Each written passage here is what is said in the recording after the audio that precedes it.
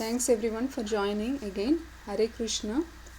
And we are going to discuss today chapter 2, Bhagavad Gita, contents of the Gita summarized from verse number 22.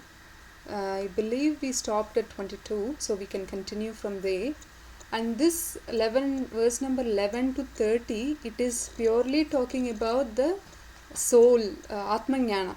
Okay, so this Atmajnana, it is talking about, the Krishna is talking about what is soul, what is the features of the soul, and about the body, and what Arjuna should know about it. So pretty much in a nutshell, Krishna will repeatedly tell Arjuna, do not lament, because the soul is eternal and the body is temporary. Therefore, do not lament, Arjuna. And what else Arjuna should do? And fight. So when you understand that soul is eternal and the body is temporary, whether Arjuna you are killing the soldiers or if you are not killing the soldiers, it does not matter. The bodies of these soldiers will die anyway. And in fact, I've already killed them. You're just as an instrument, you just kill them and get the credit that you've killed them. Okay. And secondly, you are only killing the bodies, you can never kill the souls within, the Atma. You can't kill the spirit soul because it is eternal, it is Nityam, it is Shaswatam. Okay, right. So we'll go little bit deeper into the past life memories and the soul's existence. What are the proofs? Some people do not believe there is an existence of soul. They believe that when we die, we means they think we are the body. And they don't understand there is a soul. And they think when we die, what happens is the soul also die with it. Even if some people, there are two kinds of people, when they believe, we will see in verse number 26, but just giving you the glimpse of it. So even if you think the soul is temporary, body is temporary, you still don't have to lament because it's going to die anyway, correct? And if you think eternal, you don't have to lament because it's going to live forever. So in either case, you don't have to lament, Arjuna, fight. So that is Krishna's teaching. So that is what we are going to learn today. And in the past life memories, Ian Stevenson is a popular, the professor, from America. So he has written more than actually 3,000 of spontaneous reincarnation memories. Especially he has compiled a book which constitutes of more than 3,000 past life stories from children, because some people think adults may manipulate. They manipulate in the sense they just change the story. They might tell, they tell the story, change the story in the sense they say that, oh, I had a past life memory, I remember this happened, that happened, but they might be making it up. They might be making it up the story just for the popularity. Might. Yes, they might making it up. Okay, next we move on to... They only might if they're Krishna people, that is. So, past life memories, so Ian Stevenson, we already discussed that, and there are so many books written on reincarnation, and there are psychiatrists and neurophysiologists and so many doctors and authors, they are exploring constantly. And these days, more than at least 20%, 25% people, whether they are Christians or any background, they do believe in reincarnation. They do believe in past life memories. So it is here said that Ian Stevenson, he says that phobias are related to the mode of death of the person whose life is being remembered. For example, if someone died in the previous life by drowning under the water, then in the next life what happens, they become very fearful of the water. They don't want to go near the water.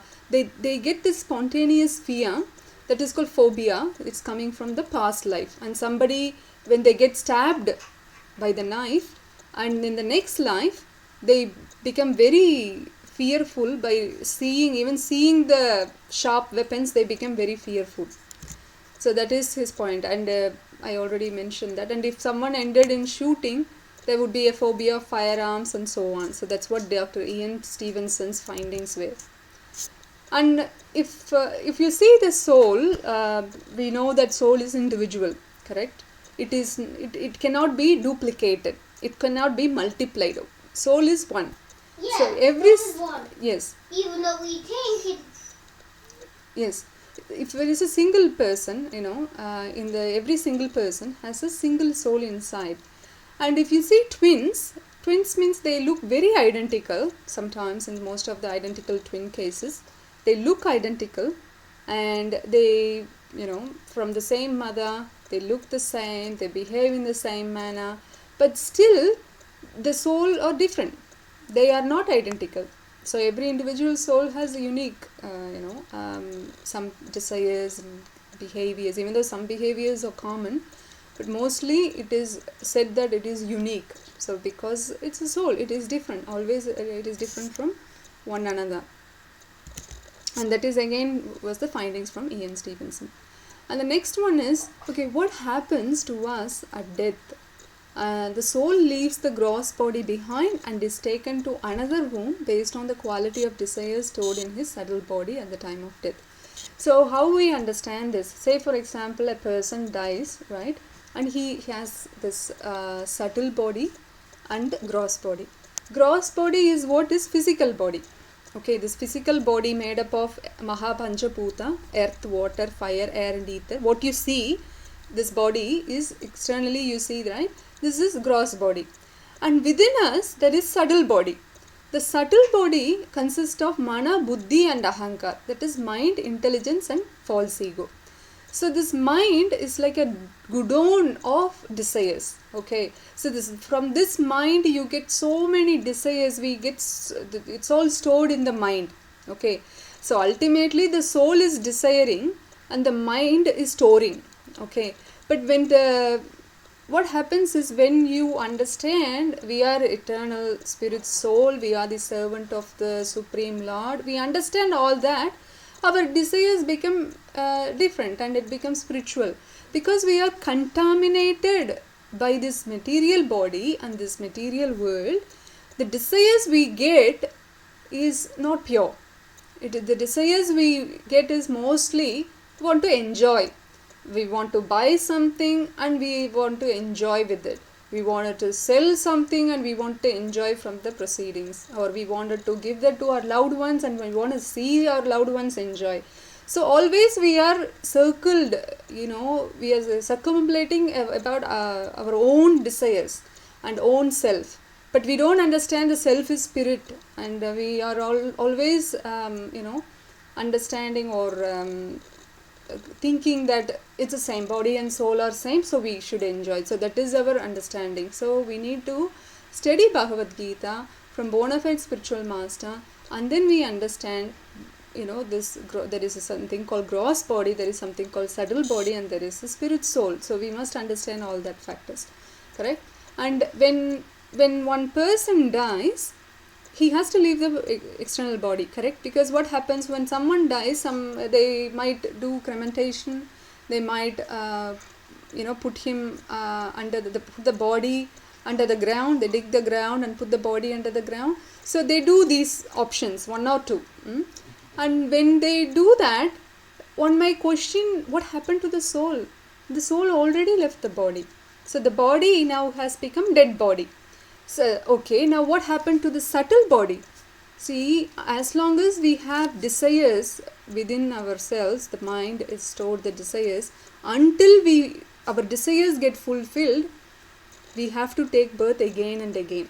So the subtle body, mind, intelligence and false ego, our false identification, thinking we are this body, we are not the soul. So when we understand that, when we have this misunderstanding, and we have this desire stored in our mind and intelligence and everything, we will transfer from one body to another, and we remember all those desires. It's not that remembering in the sense you don't remember, oh, in my previous life I was a businessman. I was not able to become successful in my business. Now I wanted to do that because I had a desire in my past life. Now I want to continue. No, it doesn't work like that. All you have is the desire in a subtle level that you wanted to enjoy some money or becoming famous in the business. So you will continue that depending on your karma, of course. Whatever in your previous karma, if you were very sinful in your previous life, it is less likely that you will get the body to become famous or anything. But even if you get the body to become famous or popular, you will feel so miserable. You see a lot of celebrities, they become very popular, very famous, and they get so much of money, they enjoy the life as we think, but actually they are miserable, they are suffering. Even we have seen the news recently how one celebrity committed suicide. So therefore we see that they take their own life by killing themselves because they are very much frustrated with this life. And one thing we should know is when someone kills themselves committing suicide, that means they will have to suffer more because the body they don't have anymore. They are destined to have this body for 80 years, but they died in this 30 years or something. The 50 years they don't have a body, so that's when they become a ghost, and they say they have to go to Bhurloka, Bhubarloka. Okay, so 22nd verse, as a person puts on new dresses, gives up old ones, the soul similarly accepts new material bodies, giving up the old ones and useless ones. So this says Bhagavad Gita 2.22. So how when your shirt is no longer useful, it's torn and it doesn't look nice and fresh, what happens? You just change the dress. Similarly, when our body is no longer in a condition that it can continue to function, then the soul leaves the body.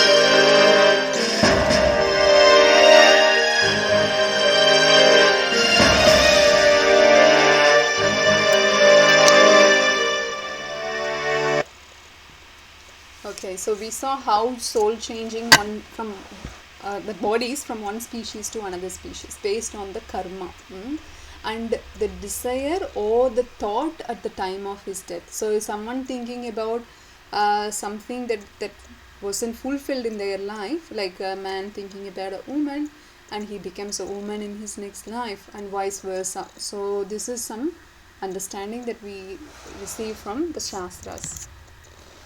And there was a case study, and this one is Sukala, a girl remembering her past life and her husband and mother-in-law, father-in-law from totally different town. And even she arranged her family to go to that place, and she remembered, she was showing the places and she was able to identify those members of the family from the past life. So this is one example was recorded in the book from Ian Stevenson. And the other thing is, I also have read another story. This is from, again it is from Stevenson's book, and Dr. Satwant Pasricha from National Institute of Mental Health and Neuroscience from Bangalore, and he hosts of researchers from across the world and have verified this story, and this story is very remarkable and indisputable. Okay, that means it has proven everything, so they have validated it. It's not something, like someone comes and tells us, oh, I have a past life memory, I remember this, remember that.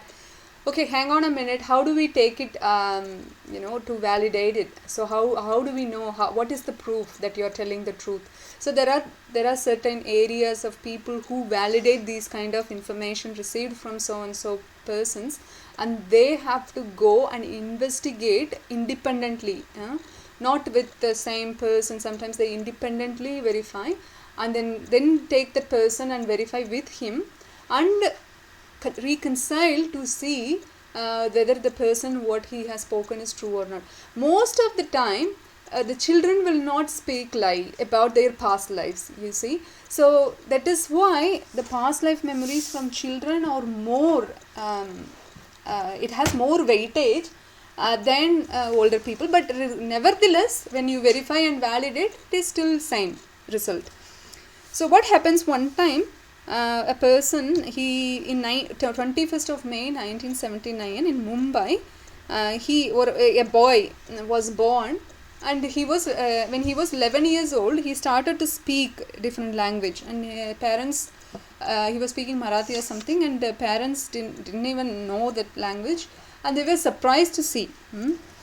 And then his IQ level at his age 10 was really marvelous. So anyway, when he was small, he was telling that he wanted to go to Udaipur and all, but they never been to Udaipur, and they don't know, they can't understand what is this going on. And this news spread, and then reporters started to come and capture the news, record the news, publish the news worldwide. So that was happening separately. Now this boy was telling that I wanted to go to this place, and I remember someone poisoned him in the previous life. So when they took him to the place, it happens to be he was a chief secretary or something, or security guard, chief security officer in one particular palace, and he knew the nook and corner of the palace. So where is the secret door, secret exit door, and how, like, there is a big photo frame, and when you remove the photo frame, there is a door to exit, there is secret door, and there is another place where there is a snake pit or something, and to go past it, it's like a security place, to pass that place you need to pass the snake pit. So it's because of olden time palace, therefore it was set up in that way. And he remembered everything, and he asked the persons in charge in the palace to check this and check that, and initially they were hesitant, like, what's going on, what this boy is saying, telling me to do this and that. But then, because for verification purposes, and also they didn't know, see, this is all secret things, and only very highly positioned person can only know in that area, and he was one of them. Obviously, since he didn't pass the information on, they didn't know these are the things exist in the palace, and therefore when they verified it, they were surprised that it was all true, and then it was validated that way. So this is one of the examples we see, and he in fact said who killed him, and because of enviousness, someone poisoned him. Okay, so next is verse number 23 to 25. We will see how again the Jnana or Sankhya philosophy is coming to analyze the body and the soul, or the matter and the spirit. Nainam chintati shastrani, nainam dahati pavakaha, na chainam kledayanti apo, na soshiyati marutaha. So nainam chintati shastrani, that means the soul cannot be cut by weapons. You have astra means weapon. So shastrani means the same thing. Does the weapon just go through the soul? That is not possible. So we cannot kill the soul. The soul cannot be killed by any of these following. It cannot be cut by weapons. It cannot be burnt by fire. Nainam dahati pavakaha. Na chainam kledayanti apo. So it cannot be moistened by water. And it cannot be withered by wind. Na shoshiyati marutaha. So this is the first verse in 23rd verse is talking about all these factors that can, the characteristics of, how it cannot be killed. And then more. Achedyo ayam adauhi ayam akledyo asoshe evacha nityaha sharvagata stanur achaloyam sanatanaha. So here again the soul is unbreakable, cannot be burnt. So Krishna is telling all the options that one may think that they can kill the soul in one way or another. So Krishna is giving all the answers that no, you cannot do this, cannot do that, cannot do this. But pretty much it is eternal. It cannot be killed because it was never born. If something is born, then it can be dead. But because it's aja, aja means it's unborn. Soul is unborn. We always exist. It's just the body that is born. Okay, we are just changing the body, that's all. So it is unbreakable and cannot be burnt, and it is insoluble. Sometimes people think, okay, let me put it in the water, or let it dilute or something. They think all those factors. What's dilute? Dilute means it just spreads in the water. and it cannot be dried, and it is, next one is it's everlasting. Nityaha means it's everlasting and exists everywhere and unchangeable. And Sarvagata means it's existing everywhere. And Achaloyam Sanatanaha, it is immovable. Chalo means moving, and Achalo means immovable, and eternally the same. It's always the same. And it's not that in this lifetime the soul is like a circle shape and the next life triangle shape. No, it's always the same. It's the size of the soul regardless of the body it is in, whether it is in the whale or elephant or a dinosaur or an ant. The size of the soul is the same. But it's just because of the body, the soul gives the empowerment to the body based on the type of body it is in, and the body functions accordingly. Say for an ant, it cannot lift a huge house, correct? But the dinosaur could, because of the empowerment it receives from the soul. And next is, it is imperceptible and inconceivable, and it cannot go through anything, and it is, we cannot understand, it's achintya. We cannot understand that. It is very very technical. Only when you have this submissive nature and sincerity to understand Bhagavad Gita, you will understand. And even with the soul, you need to have that open-mindedness. Like for example, Jnanis, Sankhya Yogis, they don't believe in the Supreme Lord as such, or they don't submit themselves to the Lord or the bona fide spiritual master as such. But still they understand, at least to the level the Atma is different from the Sariram, the body. So therefore, Tasmat evam viditvainam nanu shochitam arhasi. Here is what Krishna is saying. So if you know all this, Arjuna, so I have told you everything, and if you understand that, if you know this, then you should not grieve, you should not lament for the body. See, Krishna will tell from the verse number between 11 and 30, Krishna will repeat himself to Arjuna that do not lament. See, this is the situation, Arjuna, do not lament. This is the situation, do not lament. Na sochidam arhasi. Na sochidam arhasi. He repeats at least in 5 to 6 verses in this section that do not lament. Lament means do not worry, do not, grieve, do not be sad, because you can't kill the soul anyway. Okay, so we have already learned 2 lessons from Gita of chapter 2 so far.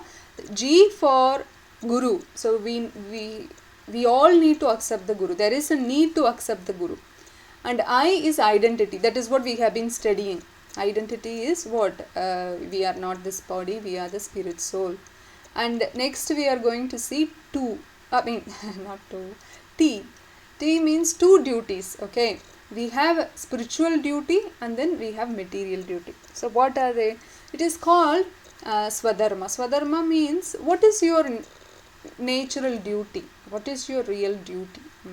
Or natural duty? So if you are in this body, you have to perform some duties as a human. If you are in animal's body, your duty is different. So dharma means occupational duty. What is your occupational duty? That is dharma.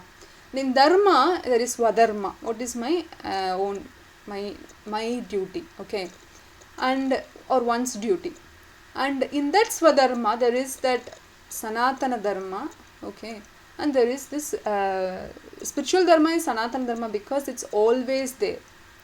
Okay, and there is this material swadharma, which is only because we have this body, we have to perform some duty, because we are conditioned living entity in this material body, so we have to perform some duty. So there is constitutional duty, means original duty, and then there is conditional duty because we are in this body. Okay, so dharma means, as I said, it is called occupational duty. So what is the dharma for water? So dharma for water is to stay in a liquid state. When it becomes solid, it's no longer called water, it becomes ice. Correct? So similarly, what is one's occupational duty in their original state of constitution or position or in the material body? So for the fire, it has to give heat. That is the dharma for fire. Okay, if the fire is there but it's not producing heat, then it is not called fire. Okay, so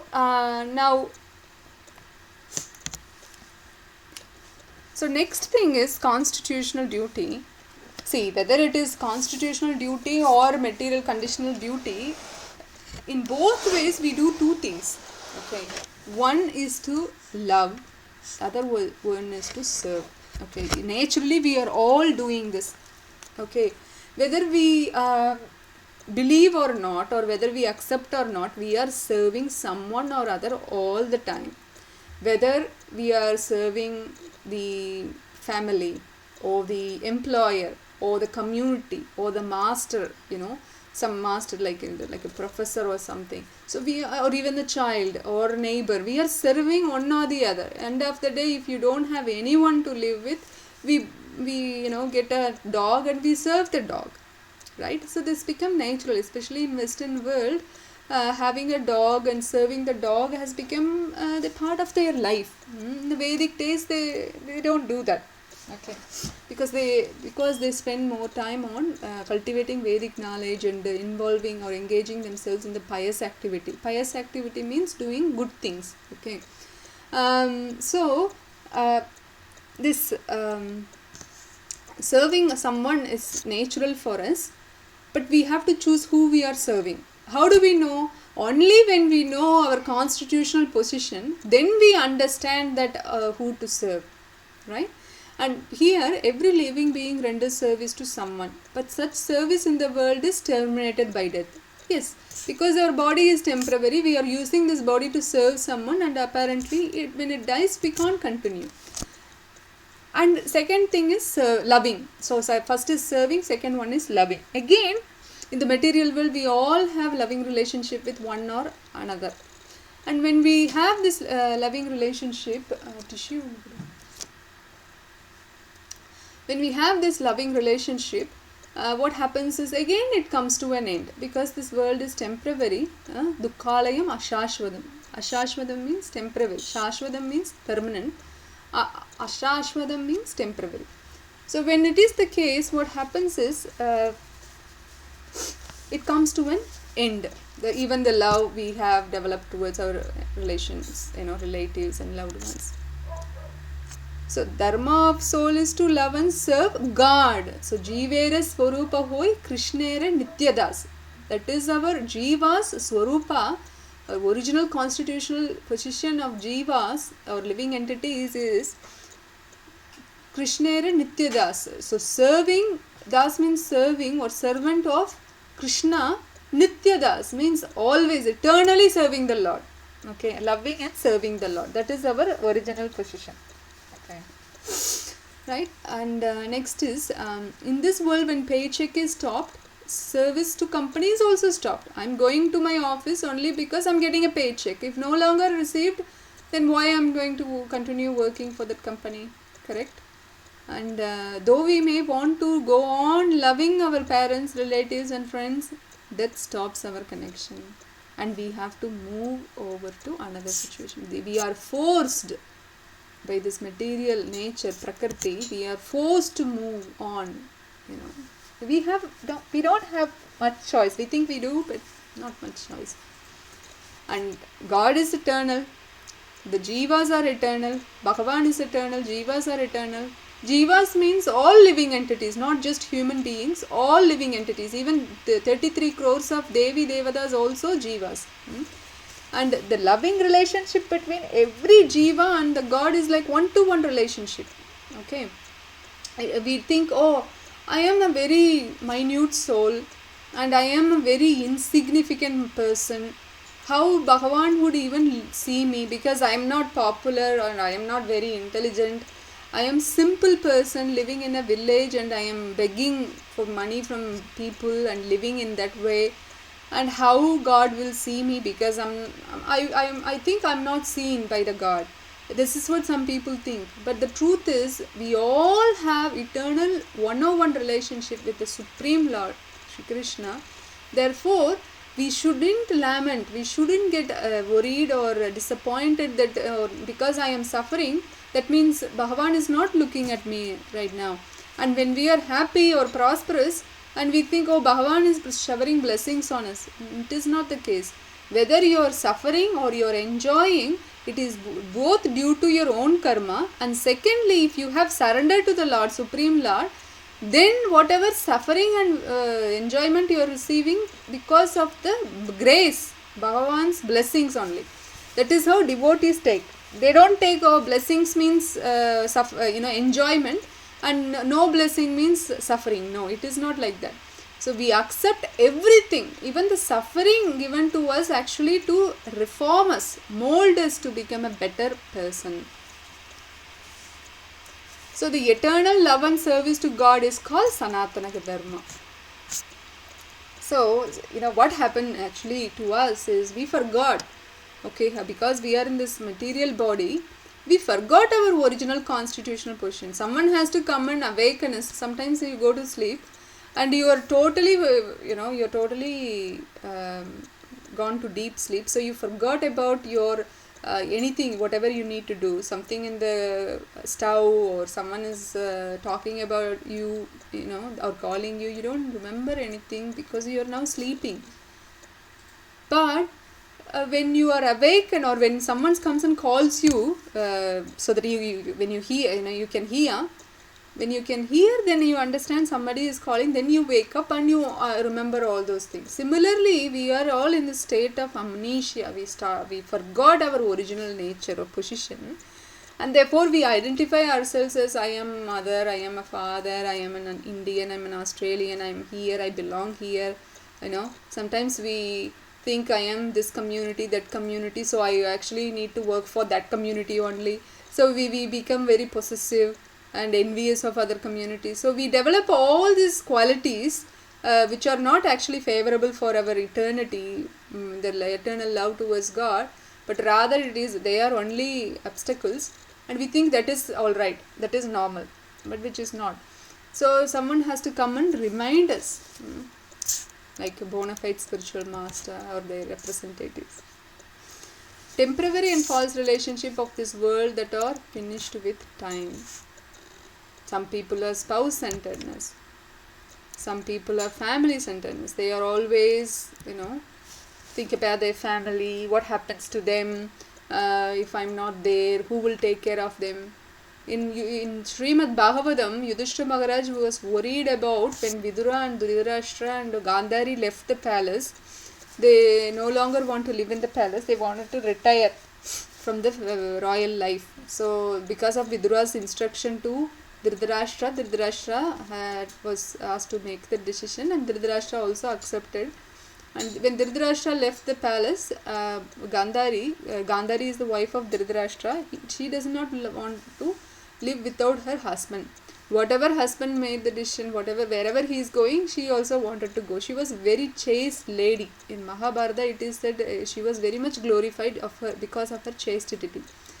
And what happened when they left, Yudhishthira Maharaj came to know next morning only. He didn't know this happened.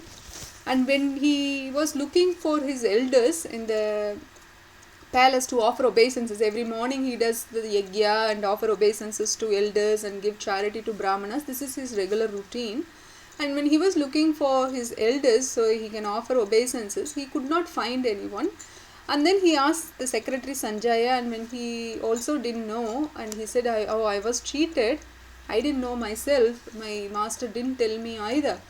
So that time Yudhishthira Maharaj was very much grieved. He was very sad and worried.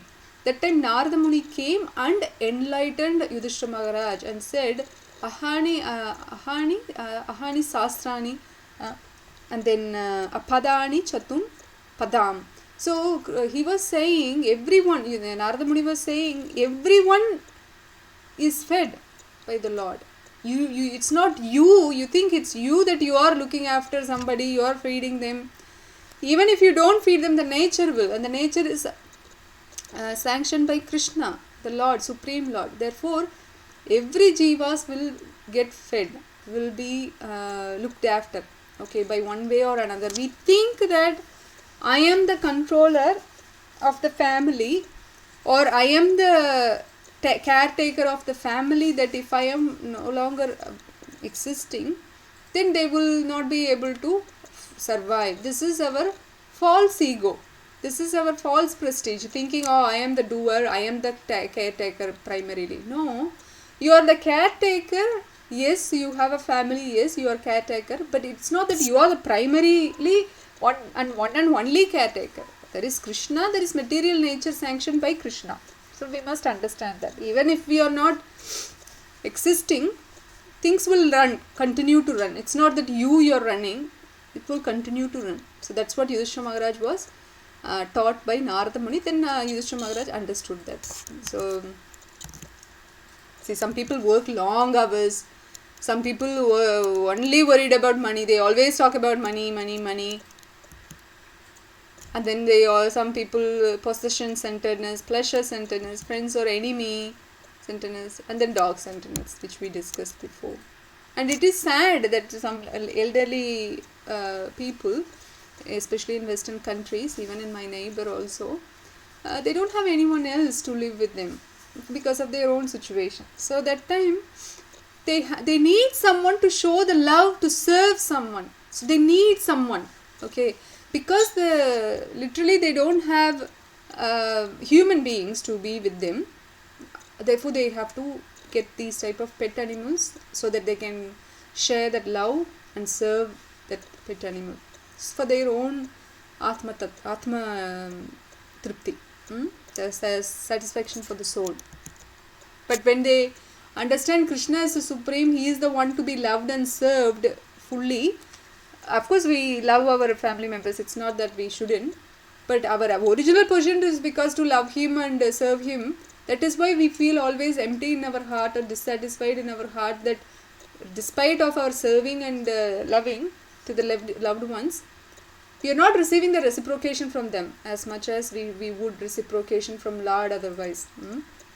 So we get reciprocation to the limited quantity only. But when we serve the Lord, love the Lord, reciprocation we receive from him is unlimited because he is unlimited. Okay. When we do that, loving and serving the Lord, then we get this happiness, that eternal happiness.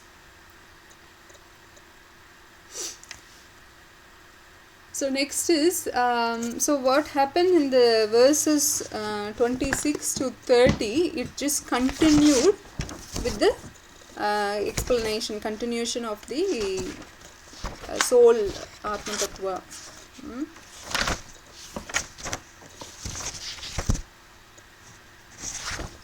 Up to verse number 30. So there is a 26th verse. It talks about two kinds of philosophies that I was mentioning. So Buddhists don't, they believe in soul, they don't believe in reincarnation. So which is interesting. When you believe in soul, then there is something is reincarnating, right? The body, they get the body again, but they don't believe in that. So that is like a half knowledge, incomplete knowledge they have. And there are other kind of philosophists, Loka Yatikas and Vaibhasikas. So one person believes the soul and body repeatedly take birth and death again and again and again. So they think that soul and body the same. Even if it is soul is there, body is there, they understand. When the body dies, soul dies with it, and then when the body takes birth, the soul takes birth with it. So that is their understanding, which is also incorrect. And then there is Vaibhashikas. They think that let me check. The body dies, the soul also dies. I think let me double check what exactly they say.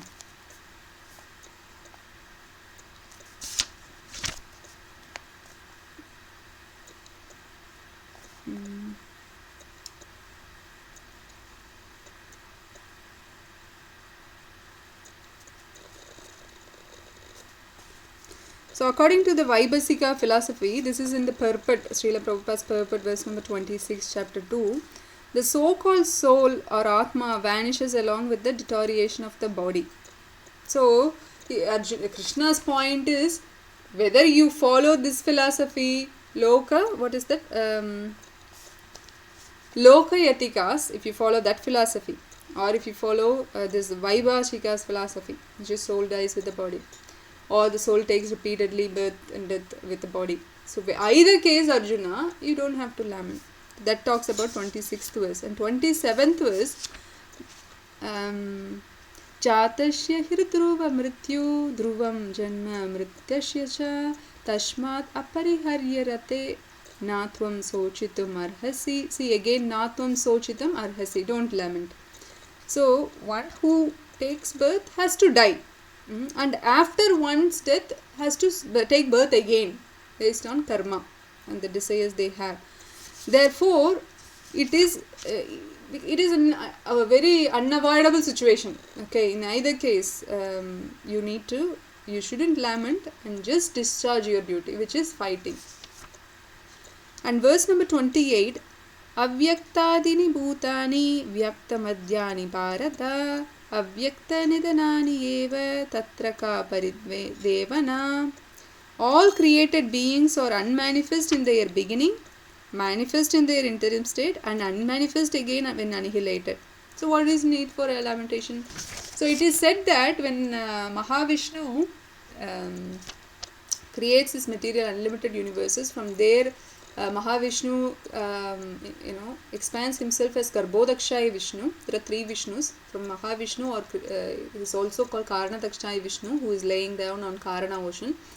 He creates unlimited material universes, and each universe is, so how he creates? From his pose. From his pose he creates, and then from each universe is what happens is he expands himself into Garbhodakshayi Vishnu. From the navel of Garbhodakshayi Vishnu, Lord Brahma is born. Okay, so and then Lord Brahma becomes a secondary creator, and Mahavishnu and Garbhodakshayi Vishnu being the primary creators. And these living entities, what happens is, at the time of annihilation, they go and merges into Vishnu. Okay, so when they merges into Vishnu, it depends on which pralaya. It's a very like three kinds of pralaya. One is partial, one is full, one is in the interim, like that.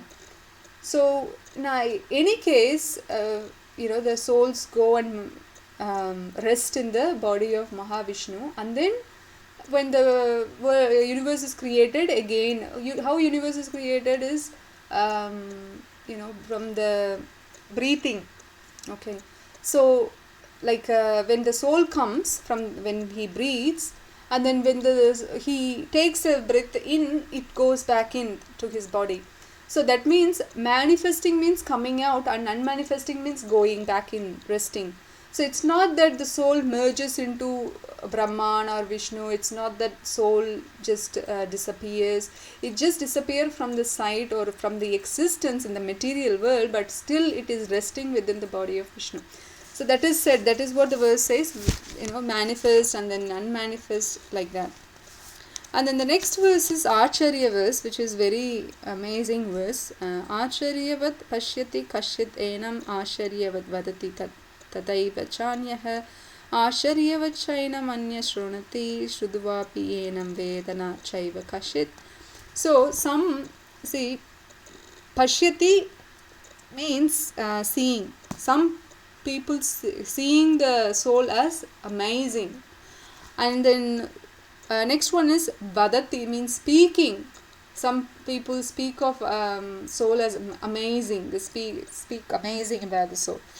And then some is shrunati. Shrunati means what? Coming from the word shruti, means hearing. So some people hear its soul is amazing. So pretty much some people who are like jnanis, they understand when they hear, when they see, when they speak, they understand the amazing qualities of the soul. But shrutvapi enam vedana chai eva kashit. So some people, even after hearing, they can't understand. So that is the verse number 29. And then 30th verse talking about, but also Prabhupada tells in the purport of the 29th verse that easiest process for understanding the subject matter of the self, however, is to accept the statements of Bhagavad Gita spoken by the greatest authority, Lord Krishna, without being deviated by other theories. See, some Jnana yogis, Sankhya yogis, they wanted to analyze this matter and spirit. They don't come to a conclusion because they are not submissively hearing Bhagavad Gita from this bona fide spiritual master or his representatives.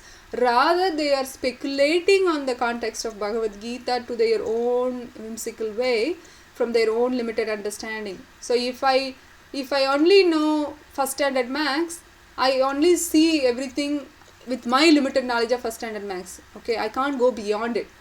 So if I have done master PhD in mathematics, my analysis on a particular problem would be much greater than me being only at the level of first standard maths, correct? So therefore we have to accept the knowledge from the source, that is Krishna, which is like unlimited source. And even though it is not able to be understood by any ordinary people, but when we submissively accept sincerely submit to the Lord or his representative, we will be able to understand Bhagavad Gita as it is. That's why Prabhupada has given this book Bhagavad Gita as it is, right? Okay, so the 30th verse is Dehi nityam avadyoyam dehe sarvasya bharata tashmat sarvani bhutani natvam sochitam arhasi. Again, natvam sochitam arhasi. Don't lament, Arjuna. O descendant of Bharata, he who dwells in the body can never be slain. Therefore, you need not grieve for any living being. So, Lord is concluding here the jnana, Atmajnana, that so the body, the soul within the body cannot be killed. Okay. Therefore, don't worry. Don't lament. So that is Krishna's point. So if you have a Bhagavad Gita book from next week onwards, I would encourage you to bring your Bhagavad Gita book to the class, so you can refer side by side. Usually I put up the Bhagavad Gita page also, but today I did not, because it's too much to maneuver from or navigate from one screen to another screen and coming back, so we might miss things from the slide, because today the slide had more points covering the Atmajnana. That is why I did not do that by navigating to one screen to another. But I strongly encourage you to download an app called Pocket Vedas, where you can easily read the Shastras, all the Shastras transliterated by Srila Prabhupada.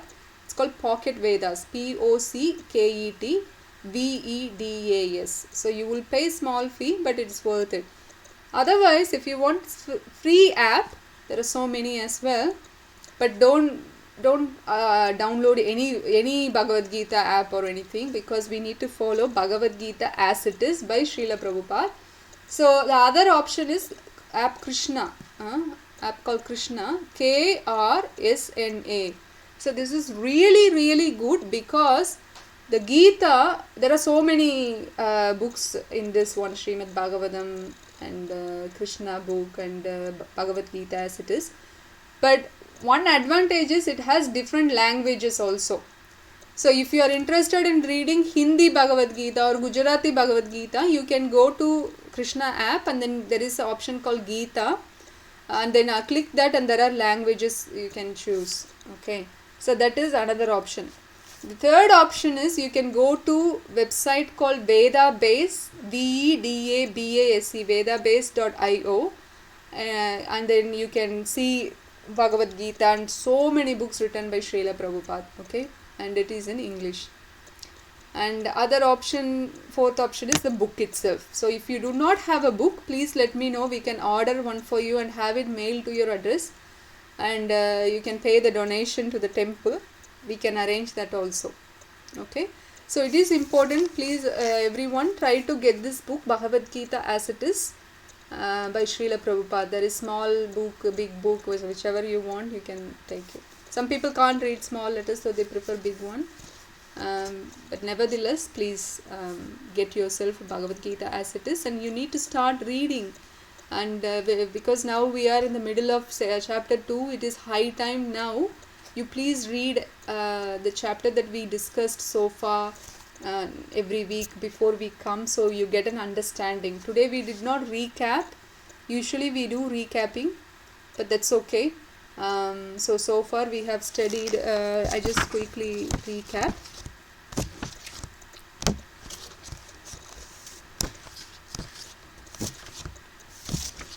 So chapter 2 talks about verse number 1 to 10. So Arjuna was still doubtful, I should not fight, because he was worried that his relatives will be, if he kills his relatives, he will be going to hellish planet and he will not be enjoying, because no one will be there to enjoy. So many kind of analysis he had done.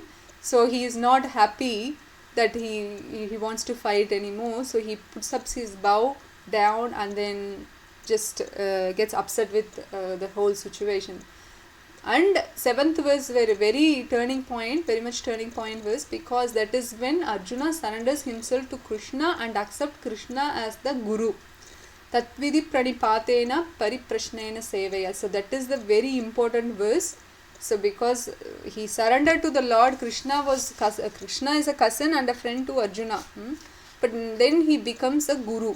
Then he starts to chastise Arjuna. So Arjuna's reasons for not fighting and surrendering to Krishna we covered in verse number 1 to 10 in chapter 2. And from 11 to 30 so far we have covered Jnana, this Atma Jnana. And also Krishna's advice to Arjuna, that is to fight. Because soul is eternal and body is temporary, and therefore you fight. Because either way you cannot kill the soul. Okay, if the body dies, soul dies, whatever philosophy you follow, you just fight, because no need to lament. Okay, but the truth is, the soul is imperishable. It cannot be killed. And therefore, you just accept. Okay, accept the truth, that accept this Atma Jnana, that this soul is eternal and the body is temporary. Okay, so we studied that. And what we will study next, this chapter 2 of Bhagavad Gita covers all other yogas also. That is why this chapter is called Contents of the Gita Summarized. So we covered Jnana Yoga, which is Atma Jnana is Jnana Yoga. We covered that, which is also part of Sankhya Yoga. Okay. The next section we will cover Karma Kanda. Okay. So what Krishna is establishing here is, Krishna is giving all types of yoga. Karma Kanda is not a yoga, but it is one option. Jnana Yoga, Atma Jnana, Sankhya Yoga, Karma Kanda, then Buddhi Yoga from verse number 39 to 53. So Karma Kanda we will cover next week, 31 to 38. And then Buddhi Yoga would be 39 to 53. And then 54 to 74, Krishna will talk about Siddha Pragya or Samadhi, how one will get, what is the characteristic of self-realized soul. So all these yoga philosophy that Krishna gives to Arjuna in this chapter, to tell Arjuna that therefore fight.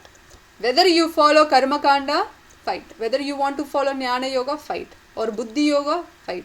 Or you want to know what science of self-realization is, fight. So he will tell how to detach oneself, how to get into trance or samadhi. So all this knowledge and intelligence Krishna is giving to Arjuna, to tell Arjuna that do your duty. Whether you follow this path or that path, do your duty. But Krishna will emphasize that Buddhi Yoga or Bhakti Yoga is the topmost, which we will study in chapter 6, Dhyana Yoga. In that verse, in that chapter, we will see Krishna is telling in 6th chapter that Yoginam api sarvesham matgadenandar atmana. Out of all yogi types I have described, going to describe, topmost is Bhakti Yogi. So be a Bhakta. So that is that learning for us from the future verses or chapters to come. But from today we understand about the Atma Jnana. Okay, I already rephrased or summarized all what we have discussed so far, and next week we are going to discuss Karma Kanda as I mentioned. And I stop here. Do you have any questions? If you have any questions, you can ask now. Mataji, I have one question. Yes. Yeah, so as we know, Bhakti Yoga is the best yoga, but why it is the best yoga? Okay, because Jnana Yogis, Karma Yogis, Ashtanga Yogis, what do they want to achieve is eternal happiness and peace. Do they achieve? Only if they come to the level of Bhakti Yoga they would. See, Bhakti Yoga is the direct path to attain the eternity and peace. But Jnana Yoga, Karma Yoga, Ashtanga Yoga, all the path in the yoga ladder, and the risk is that you might get distracted. Karma Yogis, when they perform Karma Yoga, they improve themselves to next level Jnana Yoga. Sometimes they get distracted and go to heavenly planets also by doing nice karma, like pious activities or good deeds. They get distracted and they might go to heavenly planets, and then heavenly planets is very distracting to do bhakti there, because everything is there, opulence, enjoyment and bliss and everything there temporarily. Because the soul is still in the temporary body in the heavenly planet, it thinks that, oh, I am enjoying for long time, because in material world, in Kali Yuga, how long you will live? Only maximum 100 years. But in heavenly planets, you live much longer. Depending on your pious credit, once it's finished, you have to come down anyway. So there is a risk in Karma Yoga. And in Jnana Yoga also, you wanted to merge in Brahman. Okay. But even if you go to Brahman, it's only Brahma Jyoti. It's a effulgence, it's a light of Krishna. Okay. It is still not the final destination. It is not the ultimate destination. It's only partial. So what happens when someone attains Brahma Jyoti? They have to come down again. They just don't have any job to do. At least in heavenly planets, they dance, they listen to songs, they enjoy like that. But in Brahma Jyoti, all you do is float. You don't have anything to do. So eventually you'll get bored, because the soul is active. It cannot be idle. That's why our mind always constantly thinking, because of the soul's influence. So what happens in the Brahma Jyoti is, it is again temporary, you have to come back, but the time spent in Brahma Jyoti is much longer than heavenly planets or material planets. Brahma Jyoti is the spiritual sky. It is transcendental, but it is not ultimate transcendental path. And then what happened to Ashtanga Yogi? Risk is, you perform Ashtanga Yogi and you attain Siddhis. So what happens when you receive one of the 8 Siddhis, Ashta Siddhis, or you receive all Ashta Siddhis because of your severe austerity, and you get very much mesmerized or attracted, and you wanted to spend your life, rest of your life, by performing the Siddhis, magics, and attract people and make money out of it. Some people walk on the water, or they produce linga out of their mouth. These sometimes it's silly magic, it's not actually Siddhi. But sometimes there are Siddhis, Ashta Siddhis, Anima, Mahima, like that. There are 8 of them. So there is a distraction in the path of Bhakti Yoga, because the topmost is Bhakti Yoga. It is declared by Krishna. And that is because you attain the love and bliss, Satchidananda Vigraha form. Satchidananda form you attain in that mode. Therefore that is topmost. And the result obtained by any of these will automatically obtained by Bhakti Yoga. Because like if you have 10 crores, 10,000 rupees is included, 10,000 or 1 lakh rupees is included, 5 rupees also included in that 10 crore. When you understand that, why you bother about earning this 5 rupees, 10,000 rupees or 1 lakh rupees? You would directly go to 10 crores, correct? So that is why Bhakti Yoga is topmost, and we should aim for it. Does it answer your question, Anshu? Yes, Mataji. Just one more question. Is there any chance in heavenly planet to go to the Godhead, or is this only the Earth planet which we have is giving us the chance to go back? So Earth planet is the best platform for one to perform bhakti, because material world gives you slap now and then. All the time we see suffering coming and going. Your happiness is only staying very minute amount of time. Therefore, more suffering is there, therefore more realization will be yield. Okay, in the heavenly planet, the chances are very, very slim. And Indra is the king of heavens, right? He is Surendra.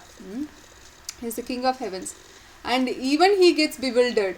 There is Indra Yagya Leela, Damodar Leela, he comes, before Damodar Leela he comes, and how he gets bewildered about Krishna saving the Vrajavasis.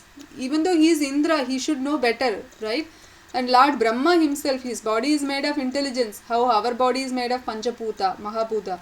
So he gets bewildered, and there is a story, Brahma Vimohana Leela in Bhagavatam.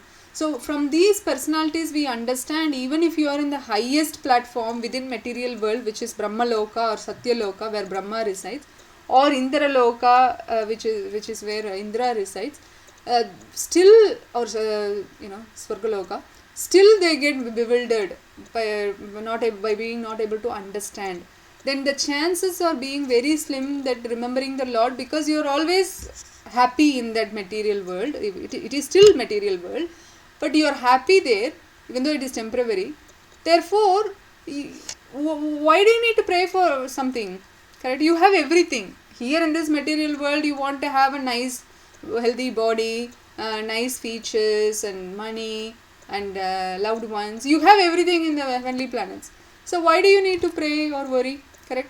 Unless you are very sincere devotee and performed so much of bhakti, but also karmic activities, like a karma mishra bhakti, that is called mixed bhakti. Okay, then you go and enjoy for your punya in the heavenly planets, and the chances again slim only, but because you have done bhakti, swalpa apiyasya dharmasya, studied in chapter 2, right?